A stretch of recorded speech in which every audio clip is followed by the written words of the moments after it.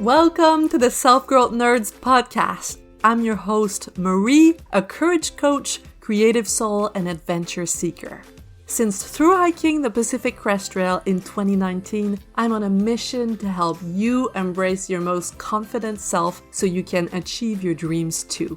If you're eager for deep conversations, big questions, and meaningful connections, join me on the quest to discovering how we can create a more magical and memorable life. Hello, nerd! How are you?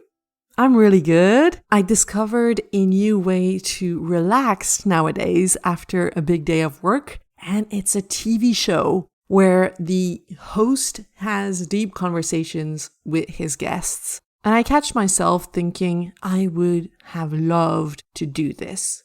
You see, I did a degree in television back in my early 20s. And after the first year, we had to choose between being in front of the cameras or behind. And I chose the latter. Even though I'd been really obsessed with theater in high school, and it was basically the one place I felt I could be my true self.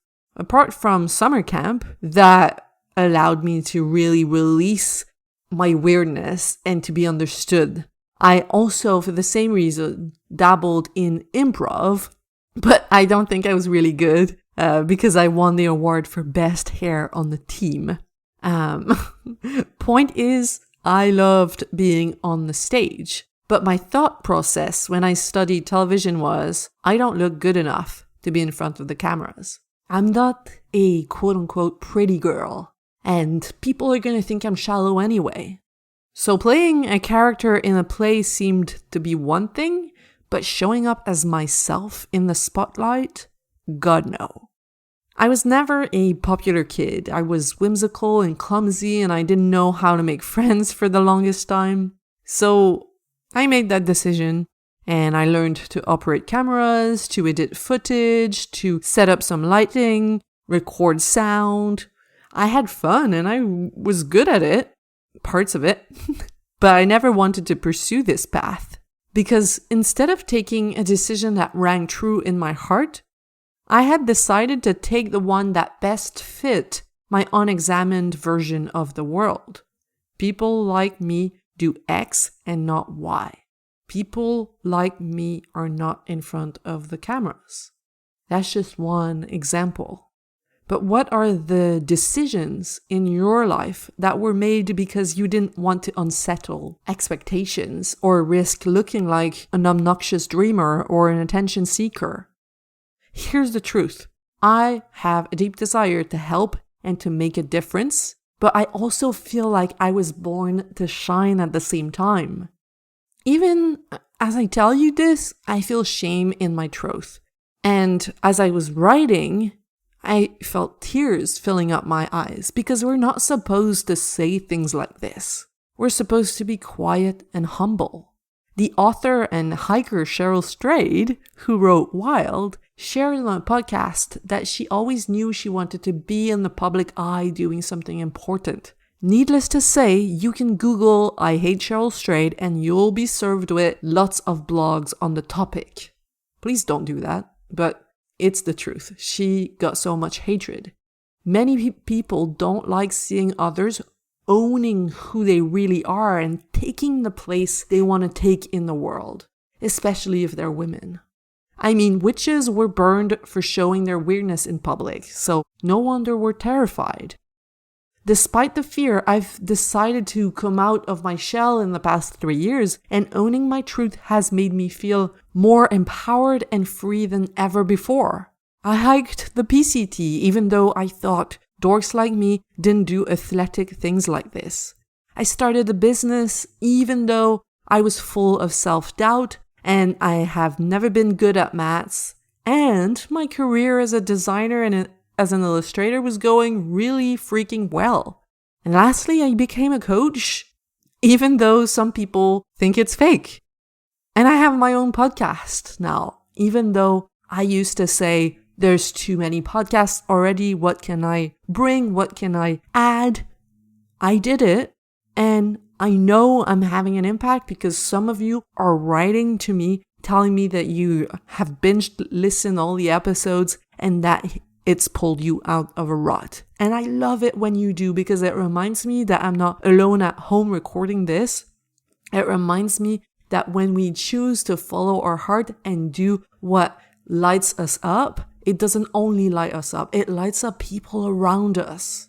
So ask yourself, have you chosen where you are right now? Or have you followed the path of least resistance? Do you do something because you're good at it or because it lights your soul on fire? Have you been honest with yourself about the place you want to take in the world? It's not because you're good at something that you have to do that thing. My client Emily had a massive breakthrough the other day, and she said to me, I'm good at communication, but I realize I don't want to be a spokesperson. I want to be the one who's in the background supporting everyone with really good systems. So whether it be in front of the cameras or behind, there is so much strength and clarity in figuring out where you most feel at home and where all of your potential truly comes alive. Decisions also become so much easier to make because you don't make them based on a million external factors. You make them from a deep cavern inside your heart.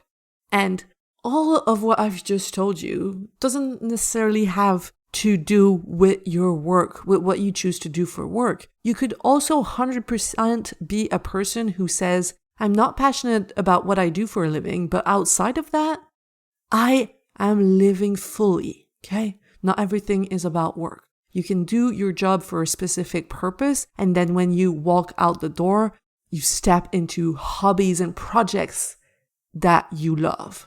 That's also completely legitimate. Just don't want you to be wasting your life arguing for your limitations instead of rising above them, like we were talking about last week. All right, that's it for this week. It was a short one. Like I said, don't hesitate to write to me if this podcast is having an impact on you. I love to hear from you and have conversations about your biggest dreams and also about what you need help with. I have tons of ideas for podcast episodes, but I'm sure you have good ideas too. So write to me, tell me what you struggle with, and I'll go ahead and make episodes just for you. All right? So reach out. I'm a real human and you're not going to be disturbing me. I promise. Have a beautiful week. Bye-bye. You just listened to the Self-Growth Nerds podcast. Make sure to subscribe and to find me on Instagram at Self-Growth Nerds. If you want individual help developing the confidence to create a more meaningful and exciting life, visit selfgrowthnerds.com today to learn how.